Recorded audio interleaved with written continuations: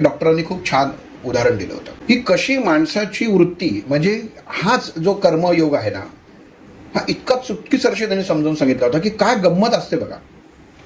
3 मित्र असतात, तिघही घनिष्ठ मित्र असतात. छानपैकी एका ट्रिपला जातात, सगळं छान मजा करतात, सगळे बरोबर असतात. आणि येताना त्यातला एक जण, ज्याचं मध्ये घर लागतं किंवा गाव लागतं, तिथं उतरतो. ते उतरल्यानंतर बघा 3 घनिष्ठ मित्र जे एकोप्याने समविचारांनी देवदर्शनाला गेलेले असतात, कुठेही काही तंटा नाही, काही नाही, काही नाही. आणि त्यातला एक जण मध्ये येताना रस्ता लागतो, तो उतरतो. तो उतरला की जसा तो त्या गाडीतनं किंवा त्या बैलगाडीतनं उतरतो किंवा काही तुम्ही त्याच्यामध्ये म्हणू शकता, की बाकीचे 2 मित्र जे त्याचं गुण गात होते तो असताना त्याचे दोष गायला किंवा सांगायला सुरुवात करतात की अरे तो असंच वागत होता, तो तसंच वागत होता, मला ते पटलंच नाही. क्षणामध्ये, जीवनामध्ये, ह्या क्षणामध्ये प्रत्येकाच्या आयुष्याच्या रोजच्या नित्यनियमामध्ये घडणाऱ्या गोष्टी आहेत, ज्याला भगवंतानी अधर्म म्हटलेला आहे. की क्षणामध्ये एकत्रीकरण असलेली गोष्ट जर ती एक त्यातला घटक वेगळा केला तर त्याची अवस्था बदलते. हे डॉक्टरांनी सांगितलं होतं आम्हाला गुण समजावून सांगताना, सत्व रजतम. कारण आधीच सांगितलं होतं की मला ते प्रत्येक वेळी एक गोष्ट ते 14 वेळा समजावून सांगायचं आणि मला ते कळायचंच नाही. आणि या गुणांच्या बाबतीत तर नाहीच नाही, कारण सत्वगुण कशाला म्हणतात हेच माहीत नव्हतं. म्हणजे एखादा चांगला वागला तर तो सत्वगुण असं माझ्या डोक्यात होतं. म्हणजे एखादा जर रागीट असेल तर तो तमोगुण आणि एखादा मिश्र असेल तर तो रजोगुण, असं माझ्या डोक्यामध्ये त्या कल्पना होत्या. पण गंमत अशी आहे की त्यांनी समजावून सांगताना हे भगवद्गीतेतलं आहे, हे फक्त मला ज्या अनुषंगाने सांगितलं उदाहरणाने ते मी तुम्हाला सांगतोय की मनुष्य देहामध्ये सत्व रज तम हे 3 गुण असतात. ह्या 3 गुणांपैकी हे 3 सख्खे मित्र आहेत, एकमेकांबरोबर प्रवास करणारे आहेत. हा जो सत्वगुण जर उतरला, आपण असं धरून चालू की तिघही जण एका गाडीतनं प्रवास करतात, सत्व रज तम, हा सत्व जर उतरला तर रज आणि तम हे एकत्र होतात आणि ते ठरवतात की हा सत्व किती वाईट आहे, किंवा त्याच्या बाबतीत बोलणं सुरू करतात. आणि ही जी अवस्था येते ही म्हणजे मनुष्य देहामधली वैचारिकता तुमची बदलाची अवस्था असते, जी आत्ता अर्जुनाची झालेली होती. की भगवंतांनी अर्जुनाला सांगितलं की अर्जुना, तू जे सांगतोयस किंवा जिथनं आपण भगवद्गीता सुरू केली की हे सगळे माझे, मी याच्यातनं संन्यासच घेतो, भिक्षा मागून जगतो, आणि तुला ते सोपं वाटतंय, तुला काहीच करायचं नाहीये.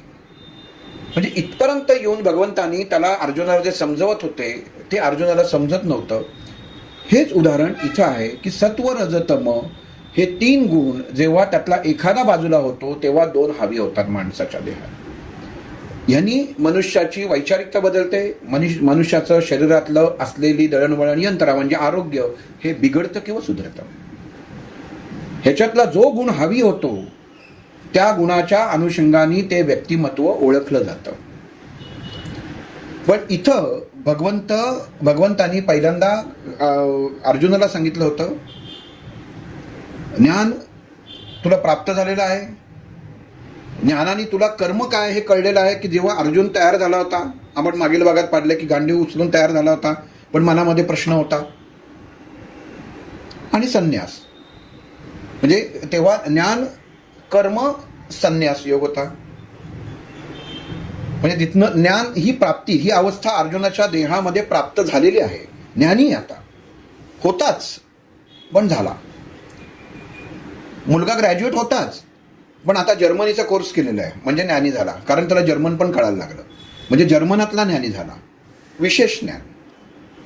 तसं अर्जुन हा ज्ञानी होता म्हणून भगवंतांनी त्याच्याजवळ ज्ञान प्रदान केलं, जे सर्वसामान्य प्रजेला, जनतेला सहजतेने प्राप्त होते. मग इथं भगवंत अर्जुनाला सांगतात की अर्जुना, तू जे कायम सांगत असतोस ना की मी संन्यास घेतो, संन्यास घेतो, संन्यास घेतो. तर तुला लक्षात आलं नाही, सांख्य योग हा आपण योग बघितलेला आहे दुसरा अध्यायातला. तर सांख्य योग हाच कर्म संन्यास योग आहे. ब्रह्माची उत्पत्ती सांख्यामध्ये अनेक विशिष्ट गुणांनी जो योग तयार होतो तो सांख्य योग. मग हे गुण उत्पत्तीच्या वेळी तयार होतात, तेव्हाची वैचारिकता वेगळी होती. तेव्हा अर्जुन युद्धासाठी पूर्ण ढेपाळलेला होता, ढासळलेला होता. ऍडमिशन घेतल्या घेतल्या पहिल्यांदाच 10वीचं शिक्षण किंवा 10वीचा अभ्यासक्रम शिकवला जात नाही, पण पहिलीच जे सूत्र असतं ते 10वीच्या अभ्यासामध्ये येतं. तसं सांख्ययोग हा भगवंतानी अर्जुनाला जो सांगितला, ब्रह्मापासनं उत्पत्ती होणाऱ्या गोष्टी या कर्माशी कशी निगडीत आहेत, हे तू अर्जुना विसरलास का? की मी तुला न्याय समजतोय, स्थित प्रज्ञा समजतोय, असा तू परत मला आत्ता हाच प्रश्न विचारतोयस. मग तेव्हा अर्जुन मला विचारतो की अर्जुन कृष्णाला विचारतो की ठीक आहे केशवा, पण मला एकदा असं वाटतं की तू परत एकदा नीट सोपं करून सांगायचं की कर्मातनं संन्यास कसा प्राप्त होतो आणि हे उत्तम फळ असं तू कसा म्हणतोस? असं काहीच नाहीये का की मनुष्याने कर्म करूच शकत नाही किंवा कर्म नाही केलं म्हणजे अशी काही नाहीच आहे का कृती की ज्याचं आपण तू म्हणलास की मनुष्याला कर्म हे करायलाच पाहिजे आणि त्याचं फळ त्याला प्राप्त व्हायलाच पाहिजे. मग असंच तुला म्हणायचं आहे का की प्रत्येक देह, प्रत्येक मनुष्य, प्रत्येक प्राणी मात्र हा कर्माशिवाय जगू शकत नाही? तर ते मला मान्य आहे, पण त्याच्या फळाची अपेक्षा रहित तो जगू शकतो हे काही मला समजत नाही आहे. आणि मग इथं भगवंतानी अर्जुनाला सांगितलं की तू अर्जुना तू लक्षात घे की तू मला काय म्हणाला होतास की मी संन्यास घेतो. मग संन्यास जर घेतलास, इथं भगवंतानी अर्जुनाला परत सांगितलं की सूक्ष्म देह आणि स्थूल देह, की सूक्ष्म देहासाठी कुठलीच अन्नाची गरज ही नसते. तो चैतन्य आहे. ते म्हणजे एखाद्या विद्युत गृहातनं जेव्हा वीज निर्माण होते तर ती वीज ही वीजच, ती जो निर्माण करणारा जो रोटर असतो तो बघा फिरत असतो, ते ब्रह्मांड आहे, त्या ब्रह्मांडातनं फिरता फिरता ती ऊर्जा निर्माण होते. त्याप्रमाणे हा आपल्या देहामधला चैतन्यमय आत्मा आहे जो हा फिरता फिरता आपल्या देहामध्ये स्थित होतो. आपल्या देहाची निवड तो करतो की आता मला इथं जायचं आहे आणि ह्या देहाचे, ह्या मनुष्याचे जे अपत्य होणारे त्याचे भोग एवढे आहेत. एक आपण जशी सूची आपल्याला मिळते की अमुक अमुक अधिवेशन आहे तर तुम्हाला ह्या गोष्टी करायच्या आहेत, तसं आत्म आणि आत्मस्वरूप या गोष्टी ठरवतो की कुठला देह धारण करायचा. तेव्हा त्या ठिकाणी किंवा त्या स्थितीमध्ये तो आत्मा तो देह धारण करतो, भोगत नाही, देह धारण करतो. कारण आत्मा हा त्या विजेसारखा आहे की तो काही एक वेळेकरता तुम्हाला मदत करत असतो तुमचे भोग संपवायला. म्हणून परमेश्वरांनी दिलेली ही तुम्हाला एक पॉवर बँक आहे की याचा तुम्ही वापर करा. आपल्या घरात वीज असते, आपण काय दिवसभर वापरत नाही. बाहेरचा प्रकाश आला की आपण लाईट बंद करून टाकतो आणि आपल्याला सगळं दिसायला सुरुवात होते, पण अंधार झाला की लगेच आपण लाईट लावतो. मग हे जे लाईट लावणं आहे किंवा घरातली जी वीज आहे किंवा घरातला जो प्रकाश आहे, हाच मनुष्य देहामधला अंतरात्म्यातला परमात्मस्थित एक अणुचा कण आहे की तो सदोन सदी जरी कार्यान्वित असला तरी त्याची तुम्हाला प्रत्येक क्षणी गरज लागत नाही. कारण मनुष्याला भगवंतानी, आपण दुसऱ्या योगामध्ये अर्जुन विषाद योगात बघितलेलं आहे की परमात्म्यांनी मनुष्याला सुबुद्धी आणि कुबुद्धी ह्या 2 बुद्धी वाटलेल्या आहेत. घरात उत्तम उजेड आहे आणि आपण लाईट लावून ठेवले तर आपण म्हणतो कशाला लाईट जाळतोयस म्हणून, तेव्हा आपल्या लाईटची की त्या प्रकाशाची गरज नसते. तसंच आपण रोजचं नित्य क्षणोक्षणी जे जीवन जगत असतो तेव्हा त्या प्रत्येक क्षणी त्या परमात्म्याला आवाहन करायची, आठवण करायची आपल्याला गरज नसते. फक्त त्याचे जे नीतिनियम आहेत ना ते आपल्याला अंगीकारावे लागतात. अंगवळणी पडले पाहिजेत ते. ज्याला आपण सर्वसामान्य जीवनामध्ये घरात आले की लाईट हाताने लाईट बंद करायची सवय पाहिजे, ही सवय म्हणतो की ती बंद केली की तो परमात्म्याचा अंश तात्पुरत्या पुरता तुमच्या देहाशी एकरूप असतो, पण स्वतःचं अस्तित्व दाखवत नाही. जसं त्या वाहिकेमध्ये वीज ही असतेच, पण जोपर्यंत तुम्ही बटन दाबत नाही तोपर्यंत तुम्हाला कळत नाही की त्याचं अस्तित्व आहे का नाही. मग जेव्हा बल्ब लागतो, दिवा लागतो, तेव्हा तुम्हाला कळतं की विजेचं अस्तित्व आहे. आणि मग जेव्हा तो बल्ब जातो तेव्हा आत्मा असून स्थूल देह हा नष्ट होतो.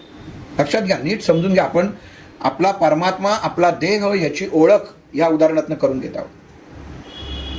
घरात आलेलं लाईटचं कनेक्शन हे परमात्मा रूपी आहे, त्यातनं वाहणारी वीज हा आत्मा आहे, आणि लागलेला बल्ब हा आपला देह आहे. आणि जो स्विच आहे ही आपली सद्विवेक बुद्धीनी चालणारी गोष्ट आहे.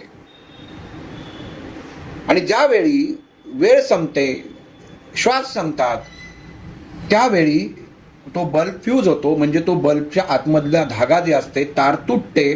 तशी मनुष्याच्या जीवनामधली ती तार तुटते आणि मनुष्य निष्क्रिय होतो, म्हणजे देह अचेतन होतो, त्याला मृत्यू म्हणतात.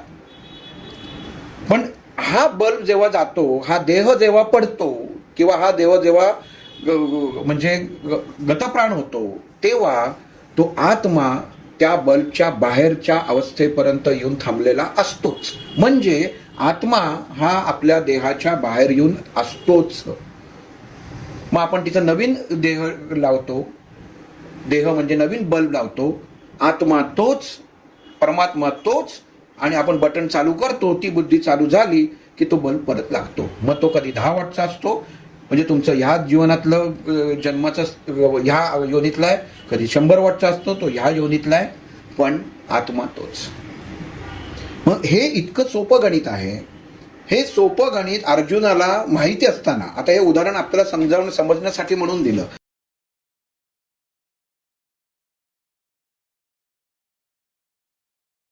अध्यात्मावर अशीच माहिती मिळवण्यासाठी देव माझा चॅनलला सबस्क्राईब करा